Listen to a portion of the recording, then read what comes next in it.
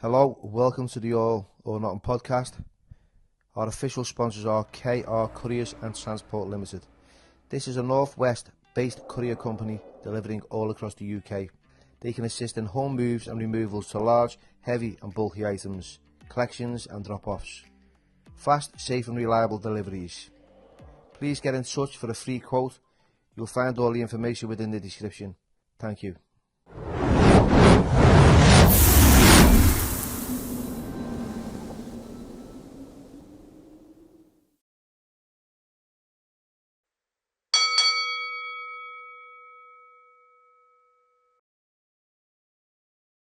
Hello everybody and welcome to the All or Nothing podcast with myself, Billy Moore, and today's special guest is stuntman and actor Lee Charles. Lee, nice to meet you. Thanks for coming on. So tell us a little bit about yourself, because you've got, I've seen you over the years, on your social media platform. I've seen you in, films and TV series. So tell us, about this exciting career that you've had.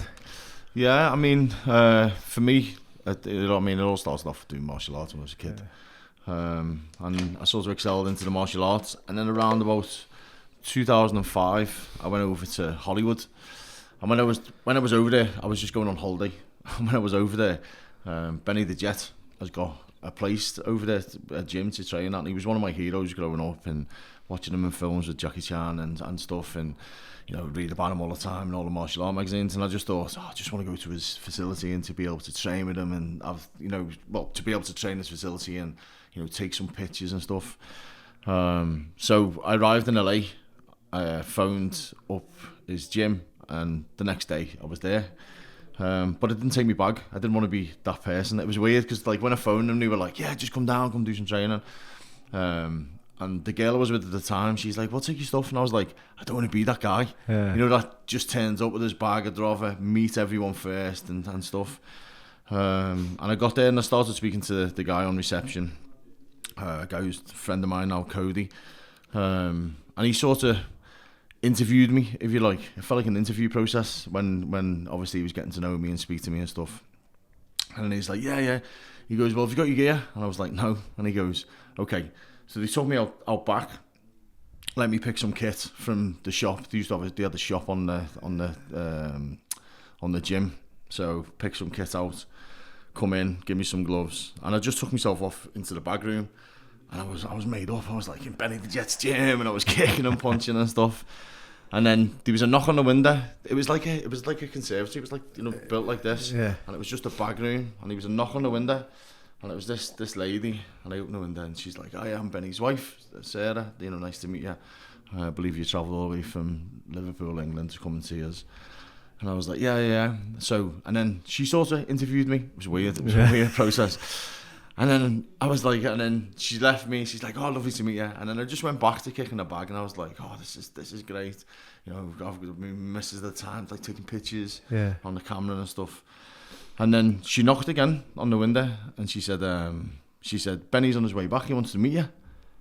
And I was like, what? It was like, I was like, you just expected to train at the gym, and that was it. That was enough. I wanted a picture next to his bag, and I wanted that, and that was it for me. And anyway, she's like, yeah. So she closed the window again, and I remember my missus at the time going, what's going on? And I was like, don't know. And I was like, I don't know. So I was like, right, I'm gonna get showered and changed. If he's on his way back, I don't want to be all sweaty and stuff. So when I got showered and changed, and I sat in reception at the front, and he walked through the door, and he literally just walked straight up to me and went, hey Lee, arms open wide, hug me, and then we sat, and I reckon we sat down and we spoke for about 2 hours. Really? Yeah, just non-stop. It was just like, it was just weird. It was like a new more in my life, and we started speaking, and then he turned around to me and he said, he's like, what are you doing whilst you're in LA? And I was like, I'm going to train in a couple of places. I want to train here as often as I can. I'm just here to train. I wanted to gain knowledge. At the time, you had everyone in LA. Everyone was there. Baz Rutten was up in Beverly Hills. And so I just wanted to try and get in with as many people as I can. I said, but predominantly, you're my idol. You're the person I've looked up to for years. So, I'd like to train as much as I can here, get some private sessions in with you. So he shouts to Cody and he says, write the address down for tomorrow morning. So he writes this address down on a piece of paper, comes over and he goes, be here for 9 o'clock tomorrow. So I was like, all right. So we left and my girlfriend goes, where are you going? And I was like, don't know. And she went, well, why didn't you ask? And I was like, it's Benny the Jet. If he's telling me to be there at 9 o'clock in the morning, I'm going to be there. I'm going to be there. So anyway, like that night, I was like, it was just weird, the whole thing. And like, just meeting him and being around him. So anyway, the next day, the address was Santa Monica and Fairfax.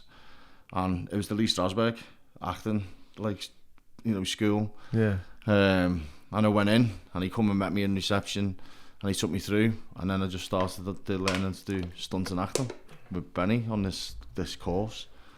And then you had no idea what you was... Nothing. No experience in that field whatsoever. Nothing. Just a fighting background. Yeah. I mean, I've always been a film fan. Yeah. I've always been interested in... I'm obsessed with films. Yeah. The films has been my life. I worked in a video shop when I was like 13. Yeah. And I've always been obsessed with films. And I just found myself in this like soundproof stage room, like working with some stunt guys and stuff. And next thing we did a scene from what was it called? The one with Steven Seagal, Out for Justice, where he fights Stan and Santo. Yeah. So we did that scene, and we had to do the lines, and then we had to choreograph a fight built on that. And it was just weird. It was like the whole thing. And then we finished there, took me round, introduced me to one of the owner's sons, and then started chauffeur driving me around LA and showing me here and there. Yeah. And I remember being in the car and looking in the mirror. And as I say, my girlfriend at the time was looking, going, what's going on? Yeah. And I was like, I don't know. It was weird. And then next thing, I'm training in his dojo regular. I'm doing these stunt courses. I got to meet Scott Weiland from Velvet Revolver, who I was a big fan because he was training there. I was training with his instructors. We got to train a few people. Well, it was just, the whole thing was just bananas. It was just like a really surreal thing. And then when it come to the end of the trip, he come up to me and he said, now you're part of my team, you're one of my stunt guys. He said, so, and I want you to be my representative for the UK and Europe. Yeah. And I thought, that's a nice gesture. It's a nice gesture. He's giving me a pat. Yeah, gift. I'd to say, well done. Yeah. And anyway, I was back in the UK, and I reckon I was home about 3 weeks, and I got a phone call. When everyone used to have house phones. Yeah. Don't have that. Still now. got one. So, and the house phone went, and it went, and it was like, oh, it's for you. I was like, it is. I was like, Benny. I was like, Benny, you? And it was like, Benny. So we got on the phone. He's like, hey Lee, what are you doing? What are you up to? We're coming to the UK. We're doing a film with John Cusack. I'd like you to help me assist training him and stuff. And we're down in London. Can you get some time off work? Excuse me. So I couldn't get any time off, so I quit my job. It was like,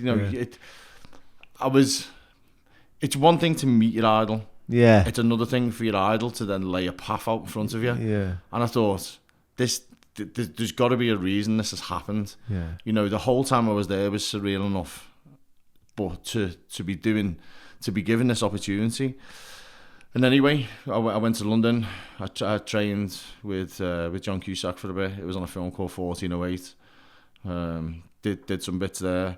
Then once they left London, I got another phone call a few weeks later to go out to Bulgaria to train with him again and to do stuff with him again and to be with Benny.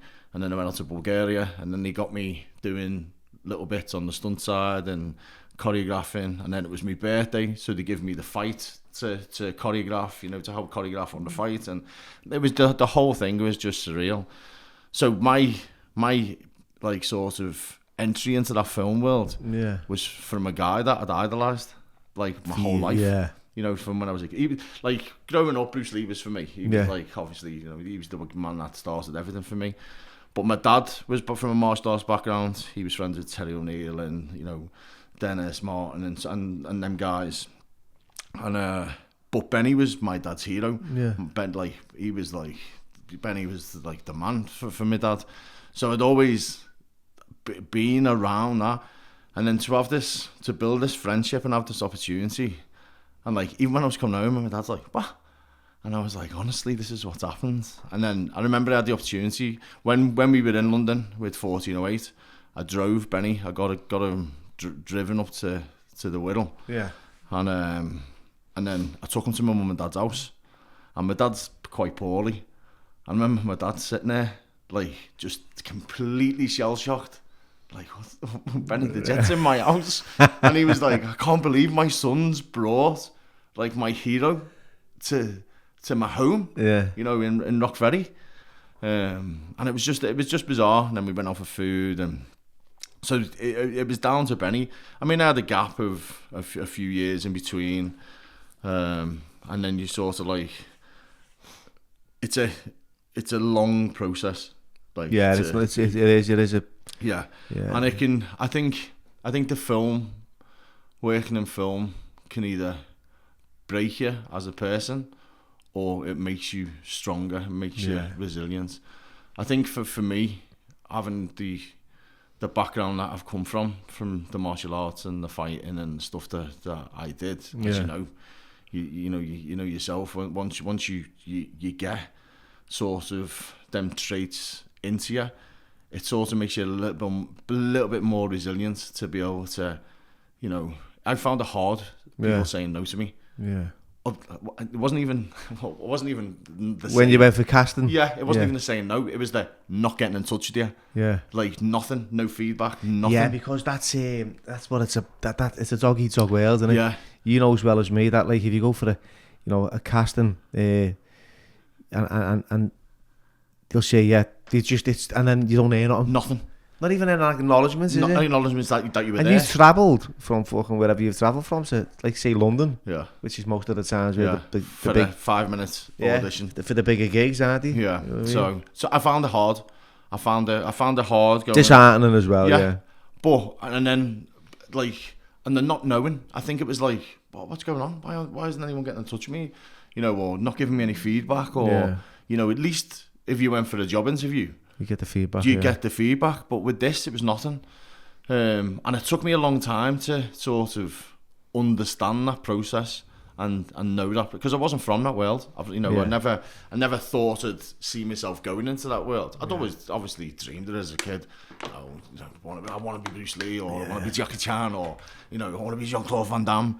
But to get that opportunity to do it, and I just found myself like getting more and more resilient. And I'm the type of person that, like, I have a strong self-belief in myself. And I try and tell people, like, the only person that can fail, that stops you from doing anything, is you. Yeah. It's not no one else, it's you. Yeah. You give up before. Yeah. Your mind's us. Yeah, the amount of times people, you knock on the door, and someone will give up, and it could have been that next door. That is your opportunity. And I think with me, I just kept knocking, and I kept making sort of waves into the right direction. I did a few like early sort of indie movies that weren't that great, but it was all part of the learning process. And I sort of, like, I cherish them moments because it helped me build who I was. And then I think it was around about 2011, 2012. I got a phone call for Green Street 3. And did they want to fight Scott Adkins? I didn't even know there was a Green Street 2, to be honest. Yeah, 3's really good though. Because you got like all martial artists in it. So I was down there with Lee Chadwick was there, and was he on it? Was Lee on it? Yeah, Lee was there. Yeah, I don't know if they stayed, because there was a group of Liverpool lads, MMA fighters, that were there. Yeah. And I know because we were working through the night, and it was like a night shoot, and it was like winter and close to Christmas, and I think a few of the lads were like, I can't be bothered with this, and got off. But Lee was there, and a few of the other lads. But I got to do this. They asked me to fight Scott, so they said we've got these open auditions and stuff, and I said, well, I'll come down for the auditions anyway, just to show my face and show you what I can do. And the fight coordinator was a fella called Joey Anzar, and Joey played Desh in Bourne movies. He had the like the fight that all remember the Bourne movies. Nobody jumps from one building. Oh yeah. Is that him? Yeah. Well, Joey's Dash. So Joey's like really highly skilled martial artist and fighter and stuff. On-screen movie fighter and he's a great actor as well. He's done loads since. He was in not the Mission Impossible that's just come out. He was on the one before. So I went down and I remember like we were doing techniques and they were like, right, so, and obviously because I'm big, everyone just gets this impression of you straight away. And they were like, so we need you to, would you getting people to do this and then throw this spin kick? And then I was just throwing spin kicks and they were like, wow, you can kick. Yeah. And I was like, I should hope I can kick. I've been doing this since I was a kid. And then I went into the back room and there was a guy there called Spencer Wilden. Big Spence, he played Darth Vader in Rogue One and stuff. And he was fighting Scott. And we all knew of each other, but like didn't know each other, if that makes sense. Yeah, not intimately. Yeah. And it was the first time that we'd met. And then we went when we were doing the filming, I'll never forget it, we were right by Wembley in this like it was like this old abandoned building. It was a mess, it was freezing cold. And they were doing fights and stuff. And then I come to do mine and Scott's fight. They sort of like did inserts of everyone else. And the generator broke. And they had no lighting or anything. And I was like, nah, I'm not missing this opportunity. Yeah. So, excuse me. So I said to the producer, they were like, oh, we'll just try and piece stuff together. And I'm like, I'm the leader of my gang, my footy gang. Like, you've got to have the fight with me and Scott. And I said, if I stay and someone puts me up or whatever, I'll sleep on someone's couch.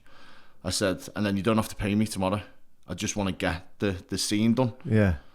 And they were like, are you sure? And I was like, yeah. I said, I need to get this scene done. Because I knew for me, it would be... a springboard. Yeah, it would be something. So I ended up staying at one of the producers, stayed on his couch. Really good friend of mine now, Ben. And then the next day, we did the fight team, me and Scott. It was brilliant. It was funny because I'm known for, like, I'll take shots. Yeah. I'm pretty stupid like that. But he does this big kick. And they were trying to time it and fake it. But it was into like sort of slow motion. And it was like the frames that it was on. And I was like, it's not going to work. You're not going to be able to sell it in that slow motion. Yeah. So Scott and Joey were like, what do you want to do? And I went, it's going to be about 2 takes, isn't it? And they were like, well, hopefully, yeah. And I went, just kick me in the head. And they were like, what? And I was like, yeah, just kick me in the head. Yeah. And they were like, are you sure? And I was like, yeah. I'd signed a disclaimer the night before because a flare had burnt me. And they were like, they had these flares and the flare had sort of... So I'd signed the disclaimer the night before and I was just like, just kick me in the head. And then we did it and he hit me and I went down.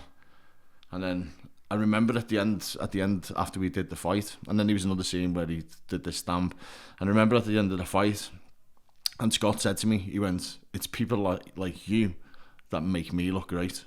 Yeah. You know, putting yourself forward to save that shot and save that scene. And that's the attitude I have to be honest, mate. Yeah, and do you know what? Yeah, I think because what I've done my whole life, like, and you know, I've fought and trained and did everything. And when it's when you see it, you know it's a bit phony.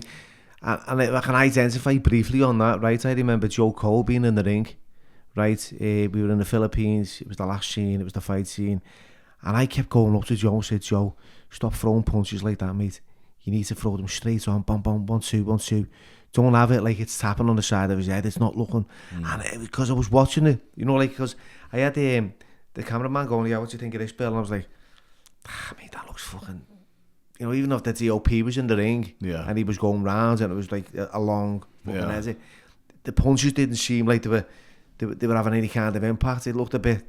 So, you know, it's trying to have an input and not mess it up, but speaking to the director at the same time, I was like, yeah. I mean, that must have been difficult for you as well, because it's your film, isn't it? I know, it? it was. It was like, I was like... So, and it's like, and it's you. They're selling you. Even to the point where he wanted to be a Scouser. I was like, lad, come on, fucking lad, you're from London. Yeah. How are you going to throw a Scouse accent on this? Fucking even Scousers are going to fucking struggle. Like, so, but he blended a northern accent with half a Scouse fucking grip on it. But I thought, no, Yeah, it is difficult when you've had like exactly what you're saying. You've had that background, and him saying to you, you know, it's guys like you that make me look good. Yeah, which is true. Yeah, and I forget. And he said to me after that shoot, he said, "We'll definitely work together again." Yeah.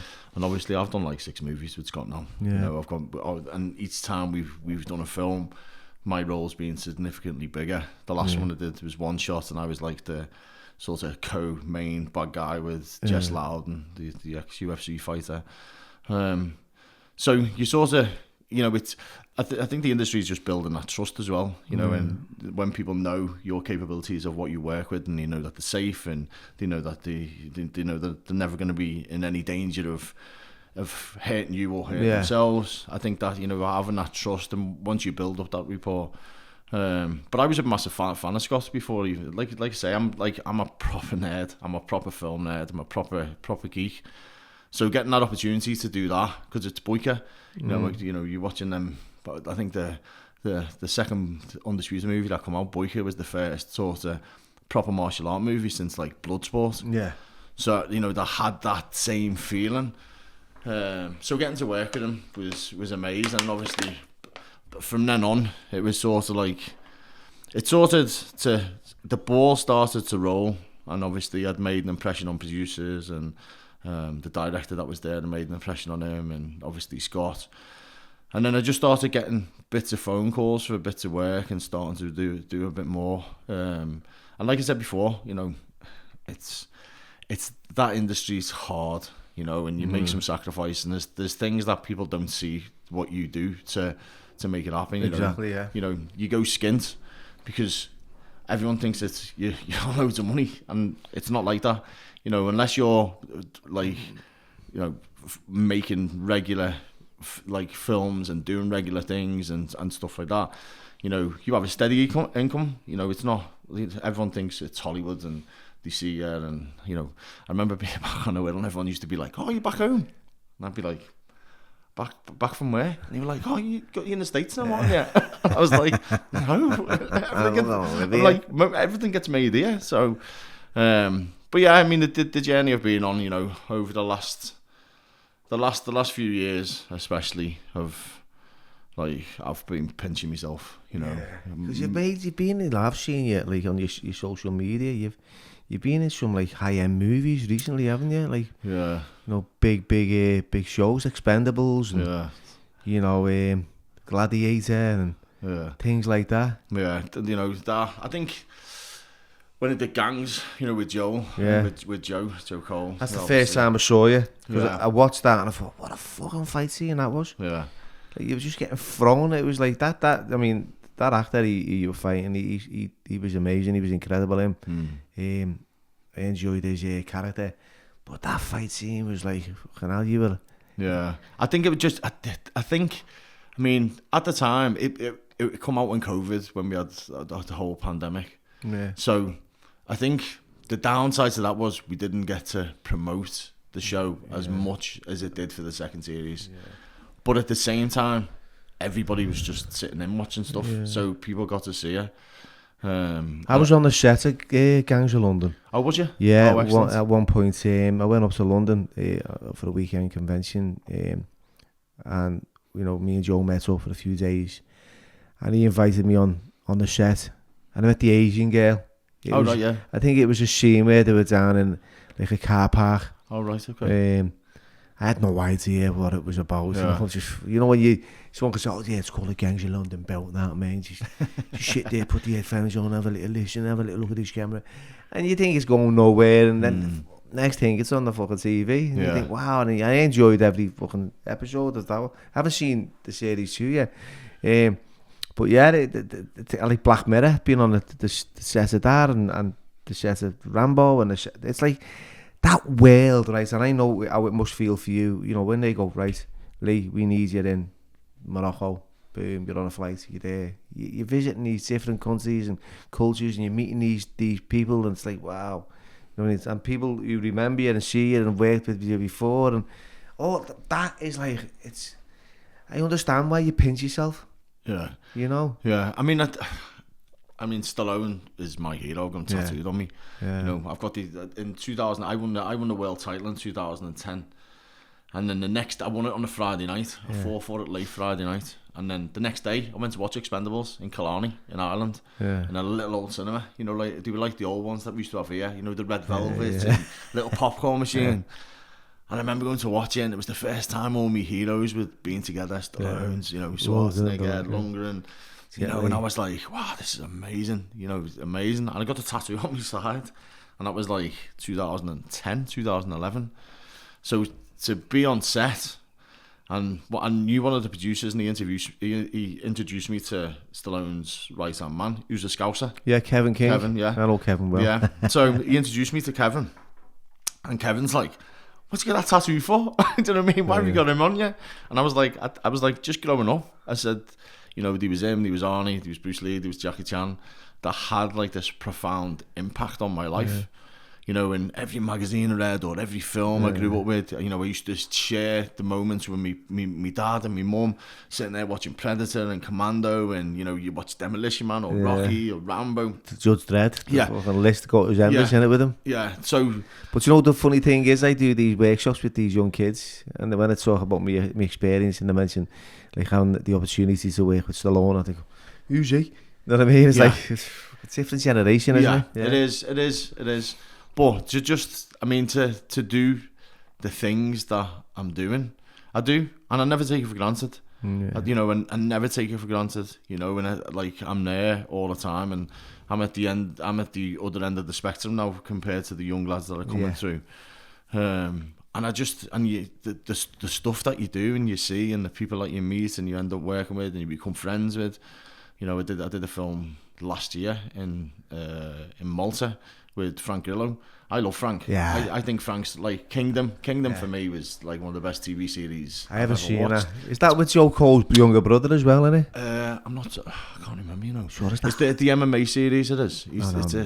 Maybe it's not. Maybe it's maybe that's Animal Kingdom. Yeah. Oh yeah, there is one called Animal Kingdom as well. I think that. But Kingdom was like MMA series, but it like touched on the fighters' lives, and it was quite real. You know, it was good. And I remember watching it, and it was just brilliant. And I think Frank's like sort of our generation of Mel Gibson. Like, you know, when you grew up with Mel Gibson, like he's got that like sort of cool Hollywood thing. And I remember I got the phone call off this guy, this foreign guy.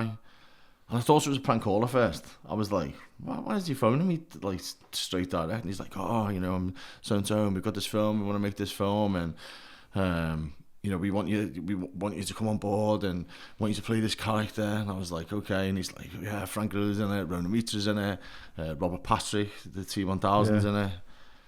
And I was like, is this for real? And he's like, yeah. He's like, so, but when he sold it to me, he's like, he basically goes, yeah, and you get to have this fight with Frank. And I thought, if I'm getting to fight Frank, like, I'll do it. Do you know what I mean? Because I was a fan of him.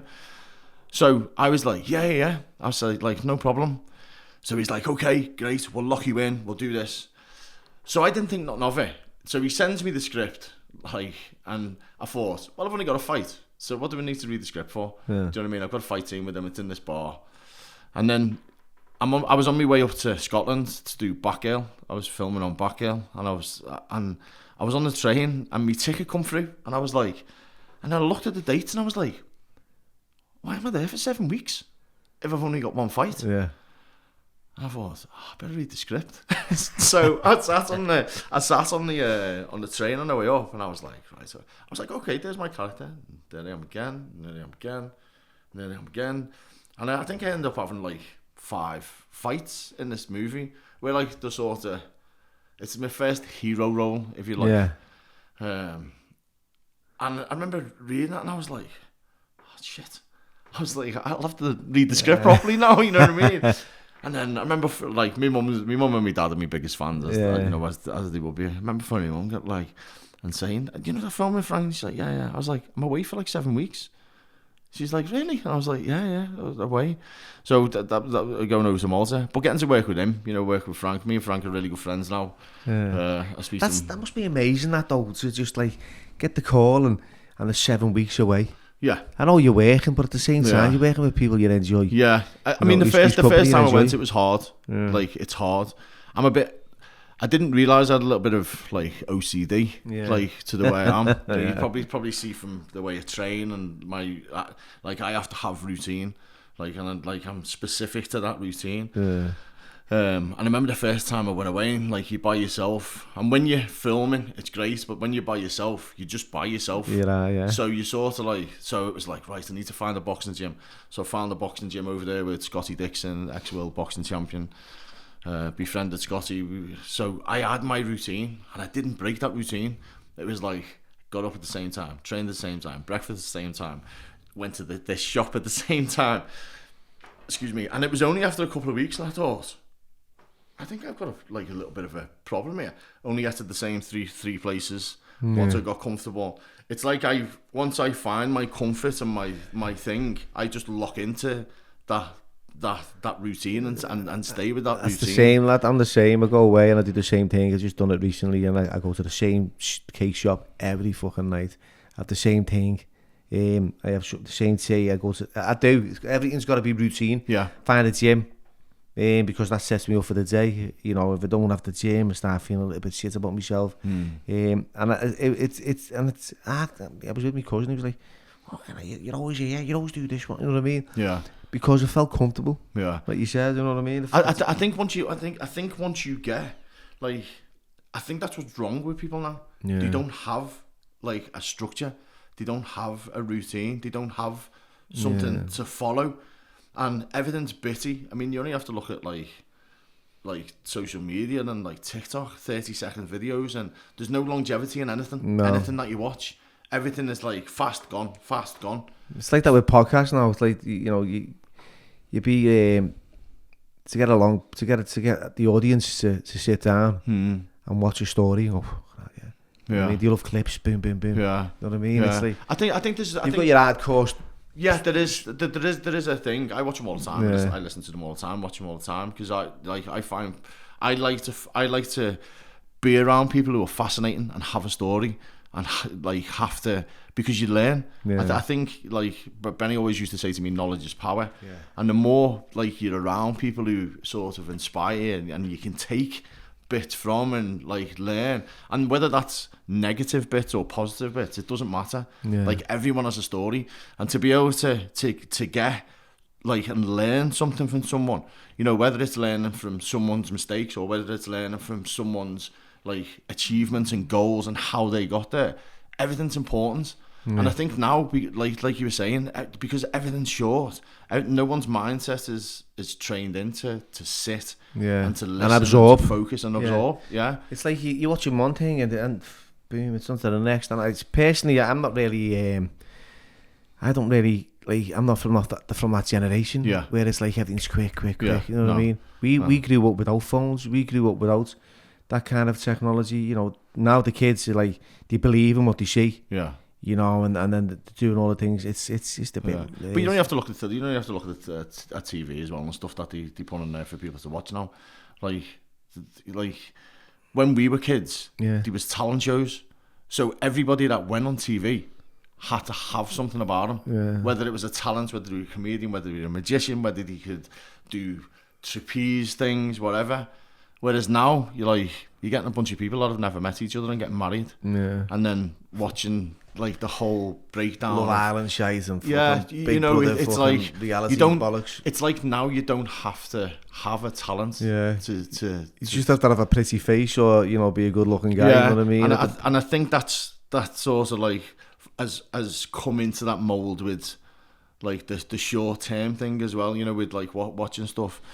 But I mean, you know, for me, I like I just said, you know, I sit and watch and learn like from people all the time, like listening to how stories. I watch documentaries. You know, there's a documentary on Sky at the moment, that 100-foot wave. I don't know if you watched it. No, I haven't seen it. No. So it's amazing. Is it? Yeah, these surfers that just end up going to Portugal. Honestly, it's like addictive viewing because it's like having to get into that mindset to do stuff. I'm watching The Long Shadow at the moment. Oh right, okay. That's incredible. Yeah. It's a different. Have you heard it's about the Yorkshire Ripper? Yeah. Piece of Sutcliffe. Yeah, but it's David Morrissey's in it. Yeah. It's a brilliant. The cast in that's amazing. Yeah. You know, it's just very authentic, and 70s, you know what I mean? And because I'm a 70s kid growing up, 70s, 80s. Yeah. Well, we were around. We used to see all them in the papers all the time, didn't we? That all them characters. But yeah, I mean, so for me, even when I'm on set and I'm around people on set and I watch different actors and I see like some actors, I mean, like Mark Lewis-Jones, who played Kinney in Gangs of London. Yeah. He is like out of this world as an actor. I'd be sitting with him, speaking to him, and we'd just be nice and chilled, and then it would be like, right, we're gonna go on set. And I've been around enough people, I've seen it. I've never seen anyone change that quick to the point where I think I found myself going, why the scene was on. There's a bit where we're in a caravan and he's on a phone and we're all sat there, and I thought, I'm in shot here. I wasn't, because it was like it was on a close to him, but I remember him just changing from this tone of being with us and being laughing and joking to this character. And it was like to be in that character, to be in that zone and in that character. And I remember sitting there thinking, oh my God, that is insane talent, insane. See, this is, you've just brought it back for me then, right? So I'm when I'm on the set of Rambo 4, right? So I was on Unit 1. So I was Sylvester Stallone stunt stand-in. Oh, right, okay. Right? So awesome. I was actually a stunt stand-in for him. I was on, the morning call, the roll call, Billy Moore, Stallone. I've got it at all. I'm fucking imprint. That's fucking me. Right, and I remember there was a scene where Stallone had to rip this Burmese soldier's windpipe out with his bare hands. And I had to stand in, for the light and the shadow and the camera and all that. He went, only a volunteer. I went, I'll fucking do it, you know what I mean? I remember him grab me. He fucking smokes a lot to slide, you know what I mean? I remember him grab me by the throat. And he was really going for it. And then, of course, that lighting's great. And I was saying to Kevin King, I said, Kevin, look, I don't care who you are. I said, no man on this planet can rip someone's fucking windpipe out with the bare hands. And he went, Rambo can. Just that. And then Stallone, he was fucking walking, marching up and down. I went, he's a bit funny. He fucking looks like he's fuming there, Kev. He went, he's getting into character. But the way he just went, he was just, because I think he is who he is. He doesn't change in a sense. He is what you see on screen. Yeah. As you see him in person. He was never anything different. Yeah. Hey yo, and that was, the same as the experience I had with him. But yeah, the incredible kind of switch. Yeah. I mean, that still fascinates me. I've done, I think I'm up to 70, 80 movies now. That you've been in? That's a lot. I've been in and worked on.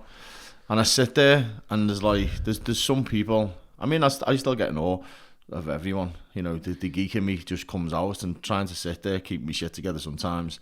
The little boy inside of me is screaming whilst I'm working with these. So have you ever had dialogue? Have you had I've had lots of dialogue. Yeah, I've had lots. I'm usually Russian or I usually get. Yeah, usually get thicker. I'm usually the Russian bad guy. Yeah. But yeah, I've had dialogue. So your dialogue, have you got to train yourself for that as well?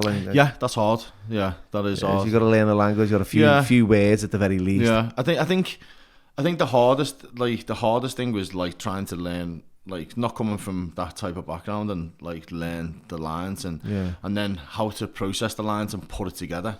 Because it's one thing to learn it and then say it like a robot. Then it's another thing to learn it and to put it into your performance. But I always remember, I can't remember who it was that said to me, and he said, listen to the person that's before you and respond to what they're saying, instead of concentrating on what so learn what your bit, but actually listen to them. And what he meant was listen to how they're performing and respond to their body language and their tone and how they're coming across, and that will help you get a more sort of natural performance from you. But yeah, it's hard. I don't know. I remember the scene. One of the scenes was constant in Rambo, where he was speaking in a Burmese accent, Stallone, right? And he was having a conversation with these car and boat people, and it was it was like, it was always, I remember kicking off going, this is fucking $50,000 thing, man, we got to do it again, because it was just kept doing more blood, more this, more fucking, it was just pouring buckets of blood everywhere, but it just getting them words out and right, you know what I mean? He was like, I think he was like perfection. It's got to be done. I mean, right. there's some people, I remember someone saying to me, the more that you do it, the easier it becomes. Obviously, it's like everything, isn't it? So the more you're reading lines and the more you're doing it. And I think reading at home and reading books and doing things like that, actually seeing things visual and taking it in mentally helps. Whereas if you're not training, and in my spare time, it was like, I'd watch a movie or I'd get a script and then I'd learn that script and then I'd try and do it with the movie, like other things rather than just my own stuff, to just try and improve and watch different performances from different characters and stuff. I still think one of my best films that I've ever watched and I remember watching it as individual pieces every time I watched it. It was The Deer Hunter. Yeah, brilliant. So I remember watching The Deer Hunter, and I watched it because obviously I'm a massive De Niro fan, and I remember watching it from De Niro's acting perspective, and I was like, right. And then the next day I was like, I need to watch it again. So I watched it from Christopher Walken's, because obviously Walken won the best supporting actor, and I was like, oh, that's amazing. But for me, the best character in it was John Savage. Yeah. John Savage's performance, you know, when he just loses his head and loses everything. Russian roulette's going on. And he's in there, and then you see him later on, he's in a wheelchair. And I remember thinking, that's such an underrated performance. Yeah. But it's them type of actors that hold the whole thing together. Yeah, the glue. Piece, it is. So they sort of go under the carpet and they go under the radar. Because obviously you've got Walken, who was like phenomenal in that, and you got De Niro, who was phenomenal in that, and you sort of like have John Savage who's there, and he's like, if you're not looking for it, you don't see how good it is. Yeah. You just see him as part of the fixtures, as part of the room itself. Yeah. And I remember watching it, and I was like, wow, that's just insane.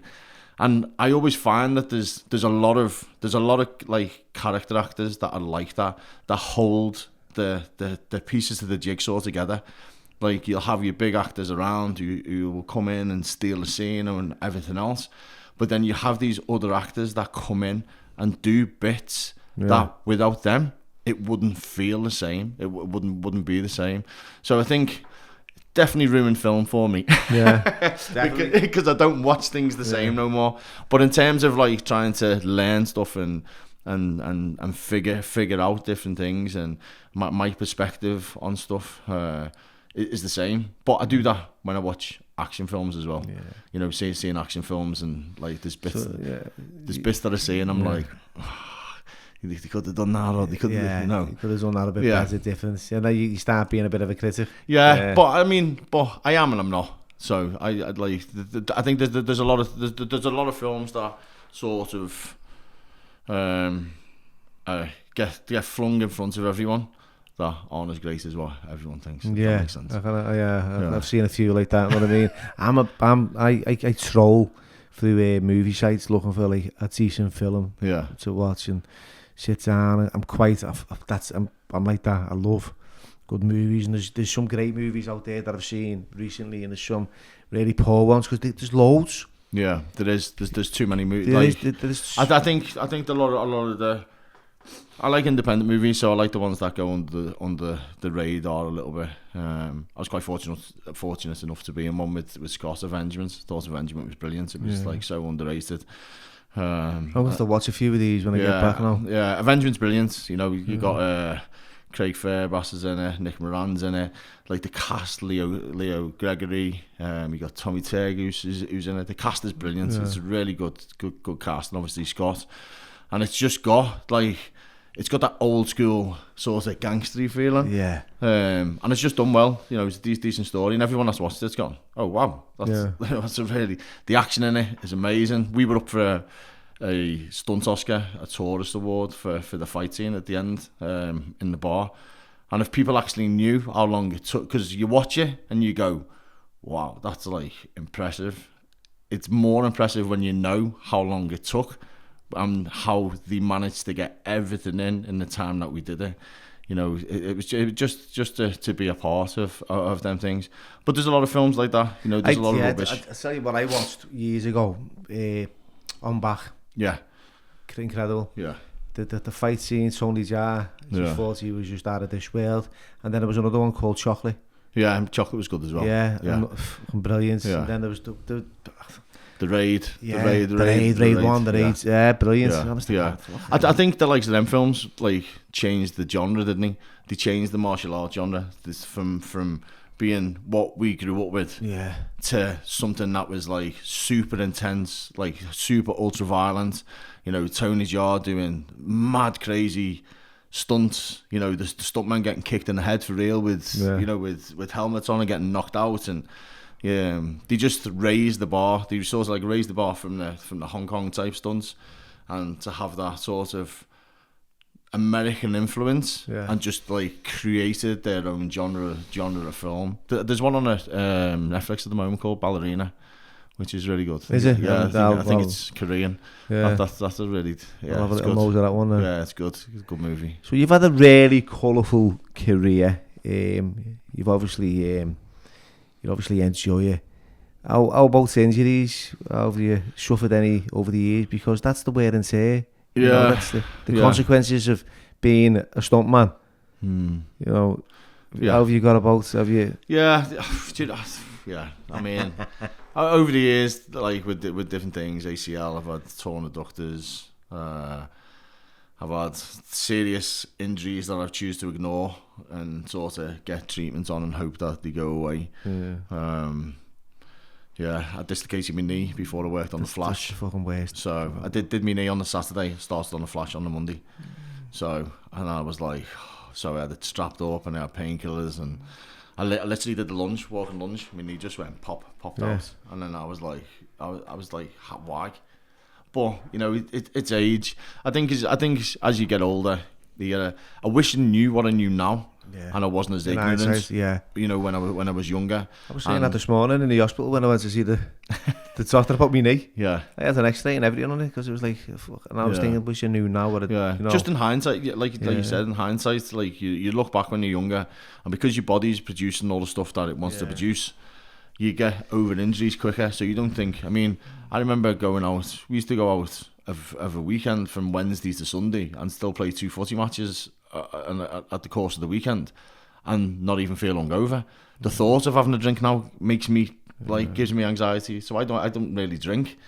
But it's like I think for me it's like that maintenance. So if I have an injury, I do get it looked at. I get it treated. I've got a guy in Liverpool, Marcus. Big shout out to Marcus. Maybe coming to see you soon, my mate. Honestly, Marcus is a genius. Genius. So I used to suffer with my back a lot. My back used to go. I'd be out for 2 weeks. I'd be on the floor in the house.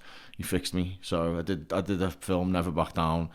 I can't remember which number it was. It was one of the Never Back Down series. and my back went like the day before, and I had to drive to Norwich, then like in early hours of the morning. Then do a fight scene. Mike Bisping was on it and stuff, and then do like stunt stuff and falls and like when it went, I thought I'm done.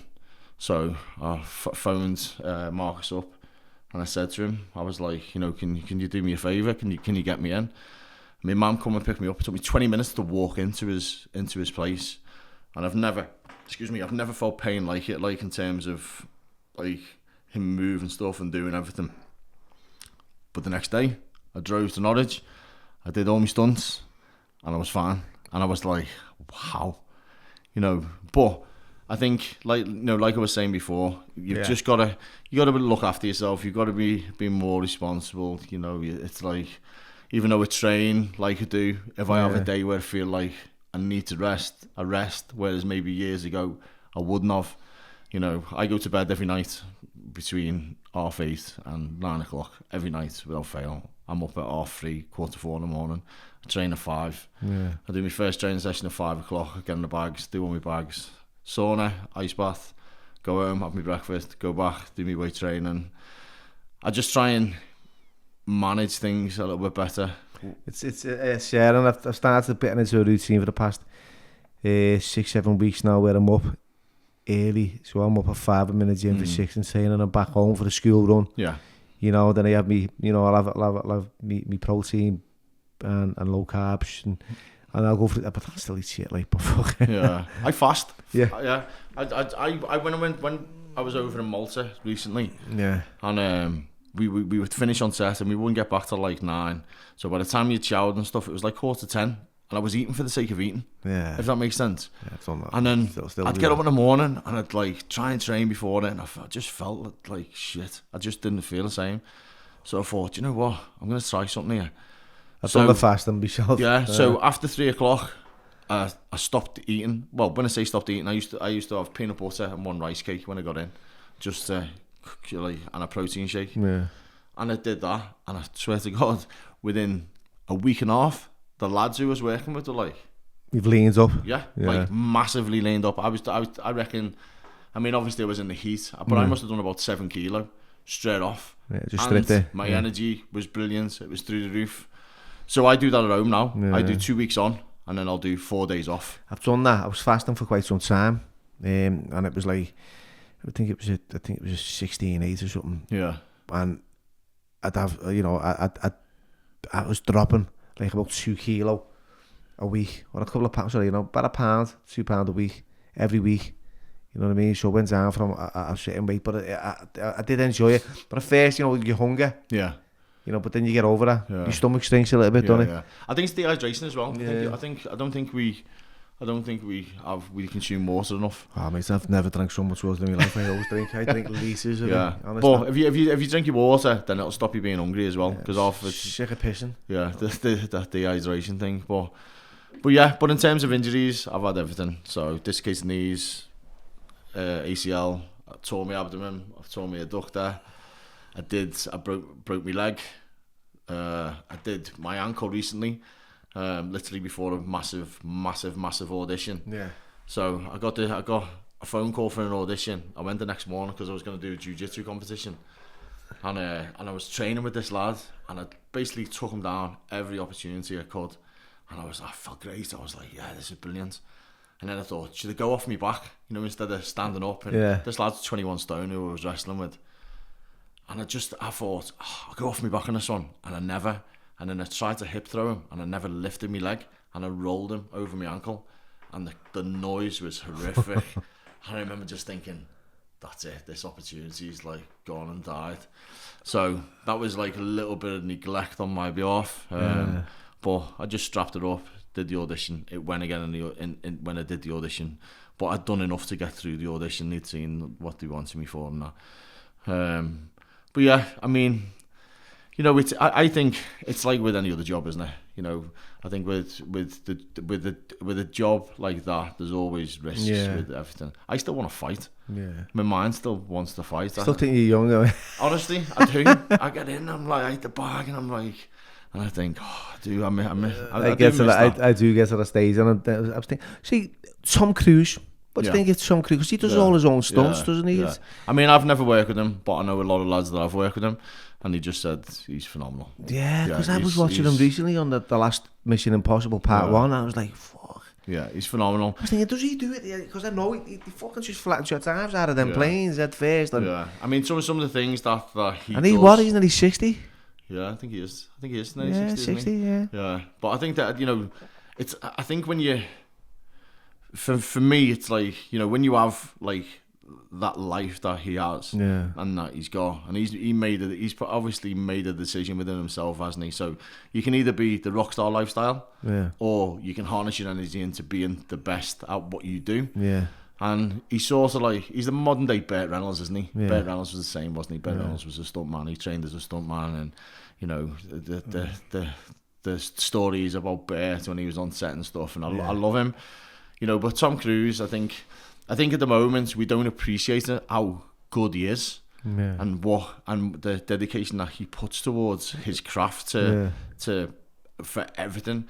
I think the one before of Mission Impossible Fallout, he did the bike scenes, he did the car scenes, he did, you know, the jumping out of the airplane, you know, and you sat there going, you know, I mean, it must be a nightmare for like Yeah, production. if he's go fucking hell if he drops you. You know, because it's like he's doing all the. I mean, there's obviously everything's calculated, all the risks are, you know, and they've got to be minimized. like stand in, jump, fucking parachutes. Just go look. We'll catch him if he falls. But every time you watch his movie, if it wasn't for Tom Cruise makes cinematic movies, he has done for years, and every time you go to watch one of his movies, you come out of there going, well, all right, that you know, that's special, you know, and you know, he like I'd love to work with him. I was quite unfortunate because I got a phone call for the Batman, and I remember I was in my mate's supplement shop, and it was just before COVID, and I was in there and I was getting my protein and stuff, and I had the phone call and I come up and it was like,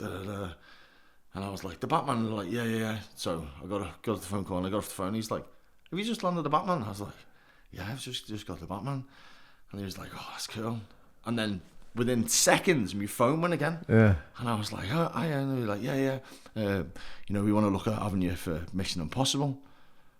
And I was like, Mission Impossible? And I come off the phone and I was like, my mate goes, have you just got Mission Impossible? And I was like, I've just had a phone call for that as well. And then I did the Batman. Yeah. And then I was potentially going on to Mission straight after it. I wasn't too sure what we were doing because obviously they were sort of like simultaneously going. And I literally did my scenes on the Batman, and COVID shut on that day. So Tom like locked up his whole production and sort of like circulated the people he had on, and he minimised the risk. And I just missed out on the opportunity to get it. And to work on it, but hopefully in the future, I'm pretty sure you will. Yeah, I'd you know, it's a bucket list, isn't it? You know, I've ticked off a few bucket lists at the moment. You've done, you know, I've fully enjoyed listening to what you've had to say.